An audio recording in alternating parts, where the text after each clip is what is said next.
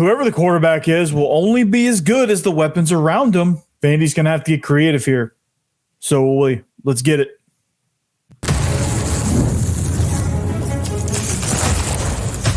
You are Locked On Vandy, your daily podcast on the Vanderbilt Commodores, part of the Locked On Podcast Network, your team every day.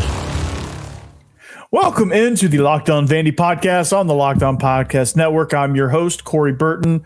Did you know I was a former Rivals employee and a high school football coach? Well, now you do. So today we explore the other half of the offense, the passing game. The wide receivers and tight ends will play a major role in how Tim Beck designs the pass game and which quarterback will execute it, or which quarterback can execute it and what they can execute. So there's a lot of layers to this. So we'll dive into that as well. It's kind of like an onion. We're going to peel that thing back. So also baseball opens a weekend series versus Illinois State.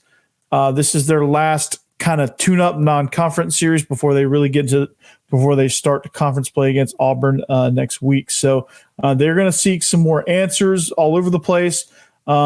But one thing that's really kind of standing out right now is their outfield depth. They have some problems there. They're good problems, don't worry, because they have too many guys. You can't play. Apparently, you can't play 5 outfielders. That's a new rule. I don't know. Anyway, we'll talk about it here. But thanks for making Locked On Vandy your first listen. It's the Vanderbilt Commodores every single day. We are free and available wherever you get your podcasts out on YouTube as a part of the Locked On Podcast Network, your team every day. Today's episode is brought to you by LinkedIn. These days, every new potential hire can feel like a high-stakes wager for your small business. That's why LinkedIn Jobs helps find the right people for your team faster and for free. So post your job for free at linkedin.com/lockedoncollege. Terms and conditions apply. So let's look at the passing attack, okay? All right, so this thing is going to get real interesting with not only the personnel, but what the personnel can do, who's going to be the right fit. All of that is going to be taken into account when Tim Beck is designing this offense. Now, he's got some things. He's got some things already that's kind of, I guess, things that he wants to accomplish, so to speak, for lack of better words. But I think he's going to take this spring and really just kind of evaluate what he has with the guys on campus already and what he has with the transfers coming in, and then what he can potentially have with the freshmen. And that's going to be a bit of a challenge because, when you evaluate this, and I think to evaluate what I predict that is going to be the strength of this passing attack is to really kind of break down who is here, who came in or who came in through the transfer portal and who came in as true freshmen. So what they can do and how do they fit with the quarterbacks, right? Because each quarterback does things slightly different and is good at slightly different things. They're both good, but they're good at different things. So you have to determine where it all fits and how it all fits in. So what do I mean by that? Well, in order to have an effective passing attack, you have to have guys in roles, okay? And I think that you need to, and going back to it, it's very important. Okay, I'm going to go back to my take here, but it's very important that you have to determine, and Tim Beck will determine this, you have to determine what you have before you can decide what you're going to do and who's going to play the quarterback. These receivers are going to play a monster role in determining who gets this quarterback job. Now, I said yesterday's episode, the offensive line is going to play an integral part. I wouldn't normally say that with a standard quarterback. Like if this was last year, Ken Seals versus A.J. Swan, maybe the offensive line, maybe the rushing attack specifically, would not matter as much. But with these two, Pavia and Nate Johnson being runners, it does matter. So we discussed the running aspect of it, okay? This is like a multi-layered thing with deciding who's going to be quarterback and what positions can decide it and how they decide it, right? So you kind of have to figure out what you have, what they can do before you can kind of really say, okay, well, Pavia is the perfect guy for this, or Nate Johnson's the perfect guy for this. So that being said, we got to look at personnel. Personnel is the key, okay? Scheme is great. If you have a great scheme, awesome. But if you don't have the right guys running it, it's going to be challenging. Now, for Vanderbilt, on paper, it was a major downgrade at the wide receiver position. Why? Because you had three really talented guys leave, and Will Shepard going to Colorado, London Humphreys going to Georgia, and Jaden McGowan going to South Carolina before ultimately changing course and going up north to Boston. So, those three guys depart. It gets very, very dicey as far as on-paper talent. Well, you have to, in order for Vanderbilt to win, now I've maintained that Vanderbilt's going to win 6 games, okay? Now, what they do with this position can drastically slide that scale, because if you become a one-dimensional team, you're in big trouble in this league. Because if you're a team that can't throw, guess what defenses are going to do? They're going to play zero coverage, and they're going to load the box and say, come get us, right? And you're dead. You're going to go over in the conference if that happens. So to overcome this talent gap, one of the hardest hit positions, the hardest hit position on Vanderbilt's team in the transfer portal, but it might have been the most hardest hit position group in the entire conference across the board. I don't think any group lost a bigger set of talent than Vanderbilt lost in its receivers. Even Vanderbilt's quarterbacks, the collective talent with the quarterbacks transferring is still not as much as the collective talent transferring from the wide receiver room. Vandy, again, I think Vandy found some really good fits at quarterback, so that might help it be more even. Now we look at receivers and tight ends. That's how you're going to determine how you judge this thing. So with the wide receivers, you have to look at. We'll start with the guys that are on campus: Junior Sherrill and Quincy Skinner. Now, in the thumbnail for today's episode, it is Quincy Skinner high pointing a ball on a Kentucky player. And what you can see from this picture is there's great form and eyes on the ball and all that good stuff. So what that tells me about Skinner is he kind of got buried in the depth chart, and I think he's a really talented guy, but he was kind of overshadowed. And when he got his opportunity, I think Vandy, A, not having an identity, B, the offensive line struggling because they don't have an identity, because they, teams can tee off on them. So they don't know if they, when they try to pass block, it's impossible because it just seemed like defenses had a beat on them. I mean, they were very predictable. And then musical chairs at quarterback probably didn't help consistency in the passing game last year. So Quincy Skinner had a pretty nice season, but he's now got an opportunity to step in there. Same with Junior Sherrill. Junior Sherrill had some really, really nice games towards the end of the season. Had a big touchdown against Tennessee on a trick play, had some other scores in there. He had a really nice game against Florida, especially on the road. He's a guy that's real slippery, can kind of navigate through traffic and all of that stuff. So it's been, he's somebody that's dangerous, and he's somebody that just kind of finds himself open all the time. So, you got those two guys. Quincy Skinner's really good, really tough at the point of attack, physical guy, can go up and get it,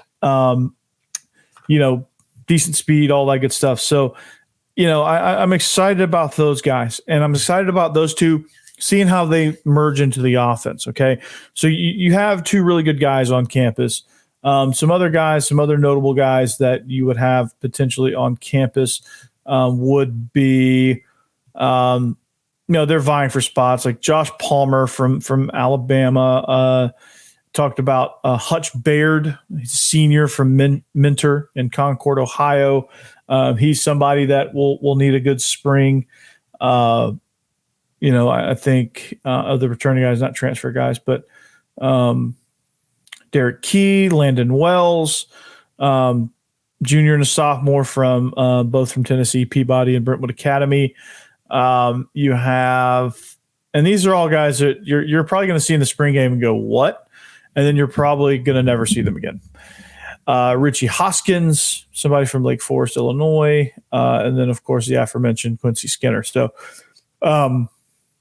options. So there's going to be a guy that's going to emerge somewhere down the line, and you're going to be like, who is that?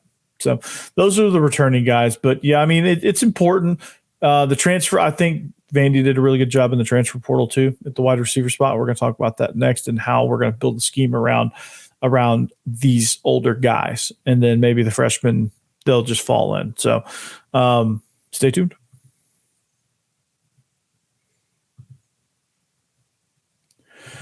All right. The Fire TV. It's so great, man. I love the Fire TV. It's very convenient, very easy to use, but it is your destination for sports, from live games to highlights to in-depth analysis. Fire TV offers amazing viewing experiences with smart TVs, as well as the Fire TV stick, which you can plug into your existing TV. That provides access to millions of movies and TV episodes, as well as free and live TV. Whether it's opening weekend for baseball or college basketball tournament, you're going to want to have a Fire TV. So, the Fire TV recently created Fire TV channels to deliver a constant supply of the latest videos from all your sports brands, all for free. That includes all of us at Locked On, including yours truly, hopefully, and the most of the big pro leagues and college conferences as well. Fire TV channels let you dive in to all the game analysis, highlights, and more to keep up to date on the latest world of sports, March Madness, NBA, MLB, and lots more.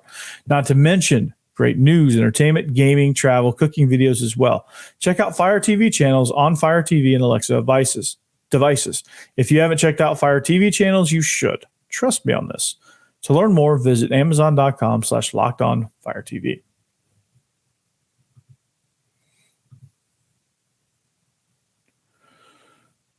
All right. That is Fire TV. Here is the overlay. I can't believe I forgot to do that, so I'm going to leave that right there. Like I said, your sports destination, visit Amazon.com/LockedOnFireTV. Just right down there. I'm going to leave that up here for just a second. I did the whole read with my name. You know my name. So I've done that before. That's the second time I've done that. So anyway, there it is right there. There's the information. It's pretty cool. So anyway, thanks for making Locked On Vandy your first listen each and every day. Thank you to the everydayers. Without you, this show is nothing. Make sure you keep it locked to Locked On SEC, pun intended, and make them your second listen each and every day. Chris Gordy and crew does a great job. So talking wide receivers, and maybe we'll be on Amazon Fire TV channels there talking about this as well. But like the skill positions are really going to determine the scope of the pass game. Okay. And you have to kind of know what you have before you can decide what you're going to do. Okay. Because like, if I'm going to cook this gourmet meal and I have rotten vegetables, well, yeah, I can't really do anything with that. Or like, if I want to cook hamburgers, but all I have is chicken, I mean, I don't know that I'm going to get a good hamburger. I mean, I could like recreate it and like make a unique creation, like out of like a chicken patty. I don't know. I'm just trying to get creative with my examples here, but nonetheless, you have to know what you have to determine what you are going to do and who is going to execute it. So Loic Foungy and Jeremiah Dillon, we've talked in previous episodes about them. So if you want a full breakdown, go back into the library and check that out. Jeremiah Dillon's that smooth downfield guy. Loic Foungy's big, tall target guy that's a possession guy. Junior Sherrill's somebody that's going to what Coach Mack on the Titans broadcast call transcontinentals. He's somebody that's going to cross the field. He's going to run out routes. He can do a little bit of everything. He can attack the middle of the field. He is also a vertical threat when he needs to be, and he can be a vertical threat in the seam too. So he's kind of like your jack of all trades, and Quincy Skinner is a really good, solid wide receiver as well. Skinner is 6'2", 205, so he's a kind of a bigger target, and he can run. And he can catch the ball in the air. So you got to love that. You got to love what you see. So the freshman coming in, you have Tristan Brown, Marquise Barrett, and I think that's it. Tristan Brown and Marquise Barrett at the wide receiver spot. Tyler, and then the tight ends, Tyler Fortenberry is going to play a huge role in at the tight end position, as well as what's his name, Cameron Johnson. He's a sophomore, so you're going to have some good options at tight end as well. So what I see a lot of, okay, and I think when you look at this personnel, when you see the collection of it, I think you're going to see a good bit of 12 personnel, because I think Cameron Johnson, Tyler Fortenberry are going to be on the field together because they're both really big targets. They're athletic and they can block a little bit. So I think you're going to see some creativeness there with some 12 personnel. Also, if you go 10 personnel, you go Foungy and Dylan on the outside, Skinner and Junior Sherrill on the inside. So you have some options. I think having this group, having two really good tight ends also gives you a little bit of flexibility on what you can do with 10, 11, and 12 personnel. Not sure you can go 22 personnel. You might be able to.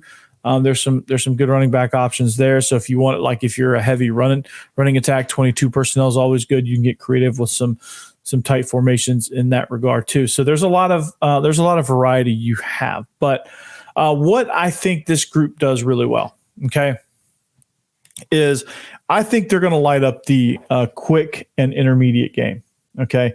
And what that means is I think routes, obviously quick game is one step load and fire, okay? That's your hitches, your slants, your speed outs, your your combos of those things. So I think you're going to see a lot of Quincy Skinner, Junior Sherrill running quick game stuff. You're going to see, Foungy down in the red zone with these big slants and these fades to the back pylon. So a lot of quick game, I think, is going to be incorporated, and maybe even incorporated into the RPO game as well, especially if Pavia is your guy, because I think he's a little bit more experienced, and I think he's got a little bit more of a head on his shoulders. So, but what I think ultimately will be the calling card in the passing game, the play that gets Vanderbilt first downs and gets them chunks going down the field, and I think that's going to help their run game a little bit because it has to loosen up the defense, is the intermediate passing game. And with the intermediate passing game, I think when you throw some of these routes, if you're gonna attack the outside, I think Diggs are going to be wide open. Luke Foungy, I think, is going to be a really good curl runner, a really good kind of window zone beater guy. I think Dylan is going to be a post dig guy, whip routes, things like that in the quick game. I think Skinner. I think if you're going to run mesh, I think Skinner and Sherrill are going to be your two inside guys. They're going to do a really, really good job of that.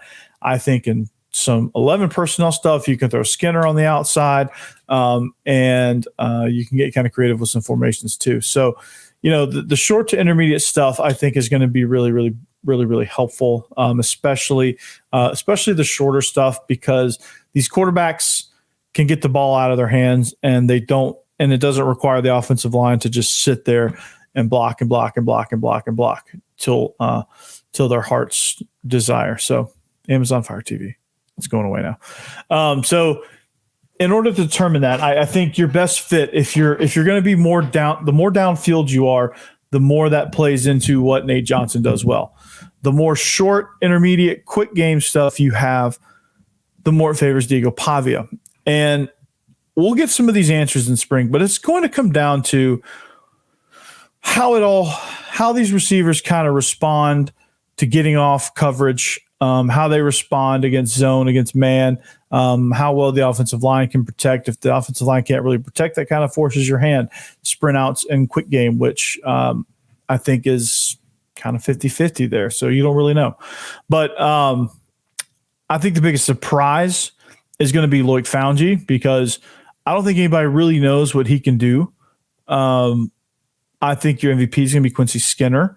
I think Jeremiah Dillon's going to have a really nice season. I think you're going to see him as somebody that's got to be taken seriously as a deep threat. But it's all, like I said, for Tim Beck, it's all going to be how he uses them and what he makes them do. He's got to find out what routes they're best at and try to feature those routes in the passing game so that these guys can be at their best. Because you had everything open with the three that just left. You had all of it open with them because they could do a lot. They could do just about anything. These guys are a little bit more specific on what they can do, which is not necessarily a bad thing. It's just different, and it's going to take a little bit more effort from the coaching staff to put them in those positions. They can't just take chances, and they don't have a quarterback that can launch it downfield extremely accurately. But if they're going to have to do some of that, Nate Johnson might be the guy because he's got a stronger arm. So anyway, it's going to be good. It's going to be fun. Spring practice is right around the corner. I think it'll start when they get back from spring break, because I think they share the spring break with MNPS, which is next week. So that'll be fun. Wide receivers. It's always a crazy group to talk about. So anyway, but baseball is back again. Their last tune-up series, so to speak, for lack of better words, but their last home series before conference play. They open up with Auburn next weekend, and then every weekend is conference play from here on out. So we're going to talk about that and the outfield and the good problems that they have. Stay with us. LinkedIn. I love LinkedIn. So when you're hiring for your small businesses and you want to find quality professionals that are right for the role, that's why you have to check out LinkedIn Jobs. LinkedIn has the tools to help find the right professionals for your team faster and for free. So LinkedIn isn't just another job board. LinkedIn has a vast network of more than 1 billion professionals, which makes it the best place to hire. It gives you access to professionals you can't find anywhere else. LinkedIn does all of that while making the process easy and intuitive. Hiring is easy when you have that many quality candidates. So easy that, in fact, 86% of small businesses get a qualified candidate within 24 hours. LinkedIn knows that small businesses are wearing so many hats and might not have the time or resources to hire. LinkedIn is constantly finding ways to make the process easier. They even just launched a feature that helps write job descriptions, making the process even easier and quicker. So 2.5 million businesses use LinkedIn for hiring. So post your job for free at linkedin.com/lockedoncollege. That's linkedin.com/lockedoncollege to post your job for free. Terms and conditions apply.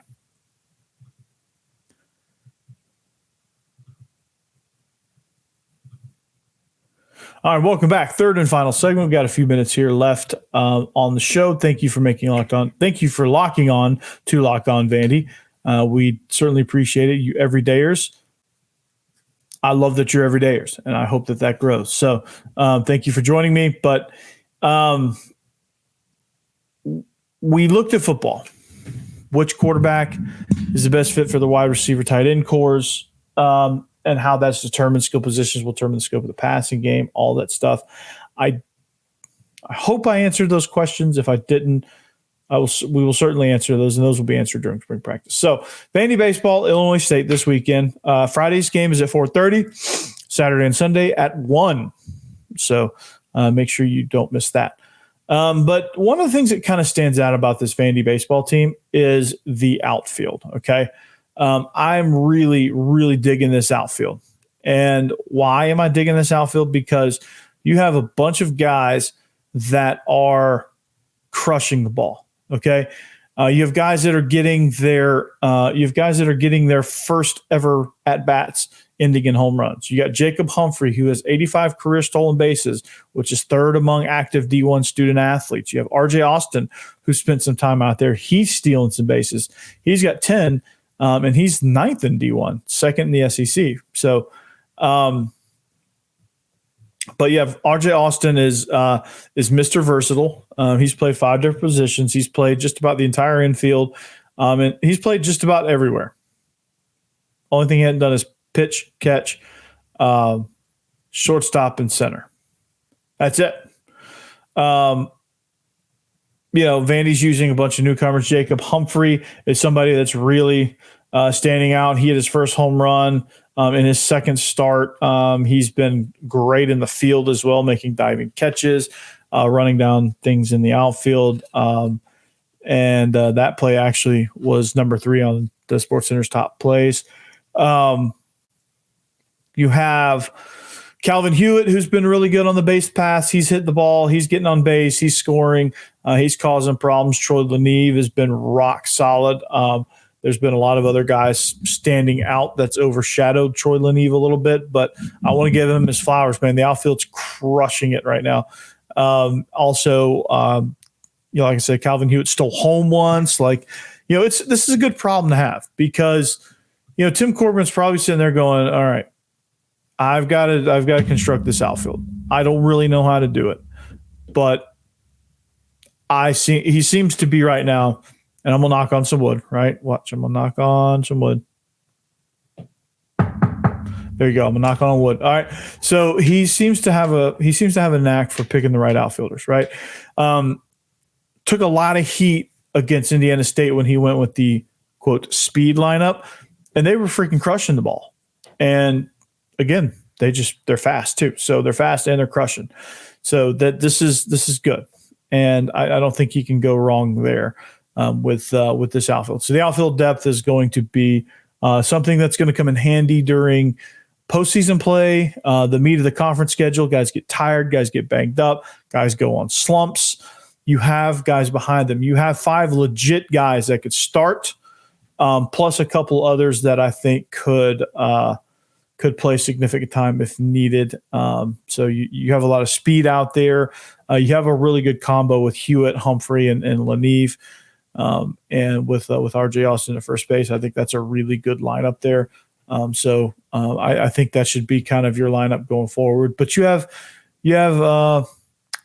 Polk, who's playing really, really well. And you have, obviously some of the other guys. You have, Bolger, who can play out there a little bit. RJ Austin can play out there a little bit, but it's good.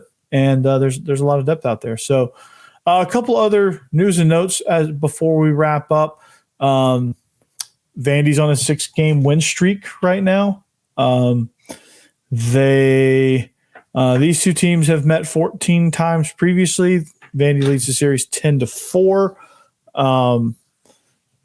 Congrats again to Tim Corbin for picking up his 1,000th win.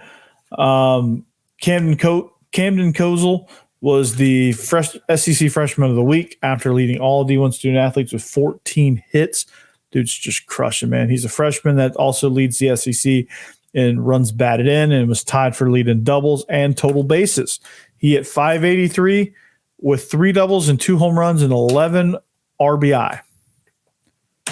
Yikes. And by yikes, I mean yikes from the other team. They don't want to face him. Bryce Cunningham was also, along with Kozel, named to the Astros Foundation Classic All Tournament team. So congrats to them. Vandy ranks top 10 in college baseball with hits, doubles, and steals entering the weekend. They lead in doubles and steals with 38-35. They're second in hits with 150 nationally. Vandy's 5th in doubles, 7th in stolen bases, 10th in hits. Jaden Davis, he leads the team with 6 doubles. He's tied for 3rd with 12 RBI. Just talked to you about Kozel. The pitchers, Brandon Cyber, Miller Green, Ethan McIlvain, and Alex Kranzler, all freshman pitchers. This could shape up to be your bullpen. They've tossed 30. They've in 31 and a third innings work. They have a 2.58 ERA and 31 strikeouts. So they're getting dudes out, and that's good. They're starting to kind of find their groove a little bit. I said on an earlier episode, youth movement. I mean that. It's a youth movement. That's who's standing out. And I know people are like, "Well, what about the older guys?" Yeah, well, freshmen are showing out. What do you want me to say? All right. And then Alan Espinal, of course, he's reached base safely in 18 consecutive games since the tail end of 2023. He has a 5-game hit streak now. He has a hit in all but 1 game this season. Davis recorded a 37-game hit streak last season. And Cameron Kozel currently has the longest hit streak at 6 games. So lots of numbers to throw at you. But again, freshmen and newcomers, man, it's like completely rebuilt. And there's just a different feel with this team. And so it's exciting to watch. But this weekend will be a tune-up. And then it's on to, well, I think it's Iowa, then Auburn. So anyway, well, that's going to do it for us on this episode. If you go to the Hawk tonight or this weekend, make sure you be safe, make sure you have fun, and make sure that the Doors win. So, with that being said, thank you to the Everydayers. Follow us on social media at Locked On Vandy, at Coach Burton 36, right there, and make sure you leave a comment and all that good stuff, and tell a friend. Bring a friend next time. I promise you, it's all good. So, have a great weekend. Until Monday, anchor down.